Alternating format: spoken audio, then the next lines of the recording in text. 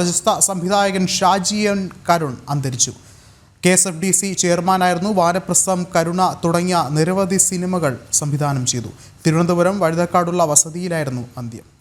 കൂടുതൽ വിവരങ്ങളുമായി അഖിൽ പാലൂട്ട് മഠം ചേർന്നുണ്ട്. അഖിൽ, മലയാള സിനിമയുടെ മഹാസംവിധായകൻ എന്ന് വേണം പറയാൻ. ഒരുപക്ഷെ മലയാളത്തിന് മറക്കാനാവാത്ത ഒരുപിടി മികച്ച സിനിമ സംവിധാനം ചെയ്തും ഛായാഗ്രഹണം ചെയ്തുമാണ് അദ്ദേഹം ഇപ്പോൾ കലാകേരളത്തോട് വിട പറയുന്നത്. എപ്പോഴാണ് അന്ത്യം സംഭവിച്ചത്? മറ്റു വിവരങ്ങൾ എന്തൊക്കെ?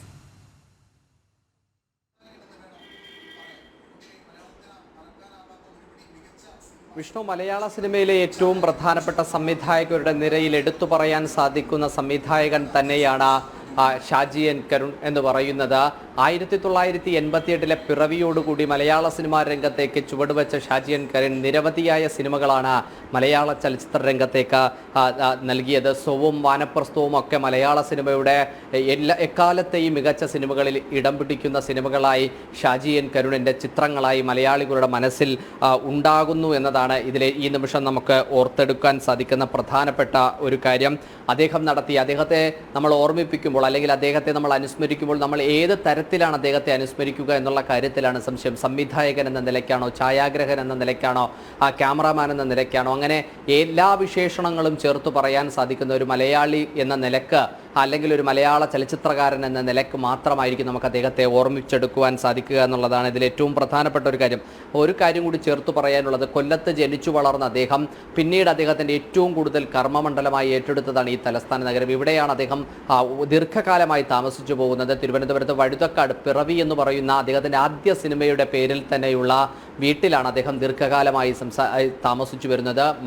ഭാര്യയ്ക്കും 2 ആമക്കൾക്കും ഒപ്പമാണ് അദ്ദേഹത്തിൻ്റെ താമസവും എല്ലാം തന്നെ മുന്നോട്ട് പോകുന്നത്. എന്തായാലും ഞാൻ നേരത്തെ സൂചിപ്പിച്ചതുപോലെ മലയാള സിനിമയിലെ എക്കാലത്തെയും മികച്ച സംവിധായകന്മാരുടെ പട്ടികയിൽപ്പെടുന്ന മറ്റൊരു സംവിധായകൻ കൂടി മലയാള സിനിമയോട്, മലയാള നാടിനോട് ഇപ്പോൾ വിട പറഞ്ഞിരിക്കുകയാണ്. മലയാള ചലച്ചിത്ര രംഗത്ത് പാക്കപ്പ് പറഞ്ഞിരിക്കുന്നു എന്ന് നമുക്ക് പറയേണ്ടി വരും. എന്തായാലും ഷാജി എൻ കരുണിനെ അനുസ്മരിക്കാൻ മലയാള സിനിമയിലെ പ്രമുഖരൊക്കെ തന്നെ ഇപ്പോൾ അവിടേക്ക് എത്തുന്നുണ്ട്, വീട്ടിലേക്ക് എത്തുന്നുണ്ട് എന്ന് തന്നെയാണ് നമുക്ക് മനസ്സിലാക്കാൻ സാധിക്കുന്നത്.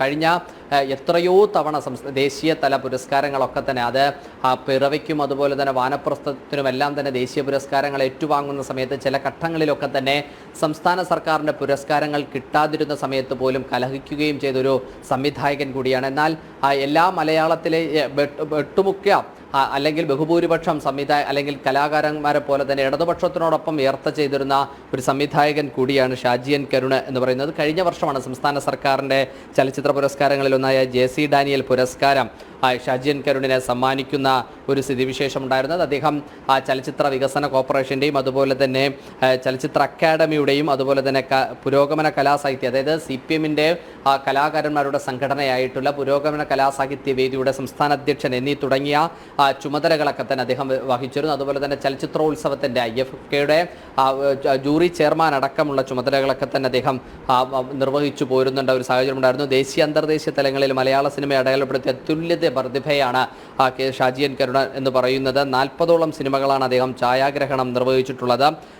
ഈ അരവിന്ദൻ, അതായത് അതുല്യനായ കലാകാരനായ G. അരവിന്ദൻ്റെ എന്ന അദ്ദേഹത്തിനോടൊപ്പം ഛായാഗ്രഹണം നടത്തിയാണ് അദ്ദേഹം മലയാള സിനിമയിലേക്ക് എത്തുന്നത്. ഒരു നവയുഗത്തിലേക്ക് അല്ലെങ്കിൽ ഒരു പുതിയ ഛായാഗ്രഹനായി കടന്നു വരുമ്പോൾ പോലും പുതിയ സ്വപ്നങ്ങൾക്ക് കൂടിയാണ് അദ്ദേഹം ചിറകുവെച്ച് പറന്നത് എന്ന് നമുക്ക് പറയേണ്ടി വരും. മലയാള സിനിമയിലെ ഏറ്റവും സർഗാത്മികമായ ഊർജം പകർന്നു നൽകിയ പിറവി, സോപാനം, സ്വം, വാനപ്രസ്ഥം, നിഷാദ്, കുട്ടിസ്രാങ്ക്, AKG എന്നിങ്ങനെ നിരവധി സിനിമകളാണ് അദ്ദേഹത്തിൻ്റെ പേരിനൊപ്പം സംവിധായകൻ ഷാജി എന്ന ആ സ്ക്രീനിൽ എഴുതി കാണിച്ചു മലയാളികൾ കണ്ട നിരവധിയായ സിനിമകളുണ്ട്. ആദ്യ ചലച്ചിത്രമായ പിറവി കാൻ ഫിലിം ഫെസ്റ്റിവലിൽ ഗൊഡോൺസോ ക്യാമറയ്ക്ക് പ്രത്യേക പരാമർശത്തോടു കൂടിയാണ് നിരവധി പുരസ്കാരങ്ങളാണ് ലഭിച്ചത്. രണ്ടാമത് ചിത്രമായ സ്വം കാൻ ഫിലിം ഫെസ്റ്റിവലിൽ തന്നെ മത്സര വിഭാഗത്തിലേക്ക് തിരഞ്ഞെടുക്കപ്പെട്ട ഏക മലയാള ചലച്ചിത്രമായ സവിശേഷത കൂടി നിലനിൽക്കുന്നുണ്ട്. കൊല്ലം ജില്ലയിലെ കണ്ടഞ്ചിറയിൽ N. കരുണാകരൻ്റെയും ചന്ദ്രമതിയുടെയും മൂത്ത മകനായിട്ടാണ് ഷാജി എൻ കരുൺ ജനിച്ചത്. പള്ളിക്കര സ്കൂളിലും യൂണിവേഴ്സിറ്റി തിരുവനന്തപുരത്തും ഒക്കെയായിട്ടാണ് വിദ്യാഭ്യാസം. 1971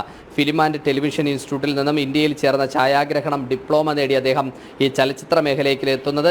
സംസ്ഥാന ചലച്ചിത്ര അക്കാദമി രൂപപ്പെടുമ്പോൾ തന്നെ അദ്ദേഹം അവിടെ നിയമിതനായി എന്ന്, അതായത് തുടക്കകാലം മുതൽ തന്നെ അതിൽ പ്രവർത്തിച്ചു വരുന്ന ഒരു സംവിധായകൻ കൂടിയാണ്. പ്രശസ്ത സംവിധായകനായ G. അരവിന്ദനെ കണ്ടുമുട്ടിയതാണ് ജീവിതത്തിൽ ജീവിതത്തിലെ വഴിത്തിരിവായി നിരവധി തവണ അദ്ദേഹം തന്നെ ചൂണ്ടിക്കാട്ടിയിട്ടുണ്ട്. അങ്ങനെ എടുത്തു പറയാൻ സാധിക്കുന്ന തരത്തിൽ നിരവധിയായിട്ടുള്ള സിനിമകൾ മലയാളിക്ക് സമ്മാനിച്ച, നിരവധിയായിട്ടുള്ള സിനിമകളിൽ ഛായാഗ്രഹം നടത്തിയിട്ടുള്ള, മലയാള ചലച്ചിത്ര രംഗത്ത് തൻ്റേതായ വ്യക്തിമുദ്ര വഹിപ്പിച്ച ഒരു കലാകാരൻ കൂടി മലയാള സിനിമാ രംഗത്തോട്, മലയാളികളുടെ മനസ്സിനോട് ഇപ്പോൾ വിട പറഞ്ഞിരിക്കുന്നു എന്ന് നമുക്ക് പറയേണ്ടി വരും. യെസ്, അത് തന്നെയാണ്. മലയാളത്തിൻ്റെ അതുല്യ പ്രതിഭ തന്നെയാണ് വിടവാങ്ങുന്നത്. അഖിൽ പാലോട്ട് മഠമാണ് വിശദമായ റിപ്പോർട്ടുകളും നൽകിയത്.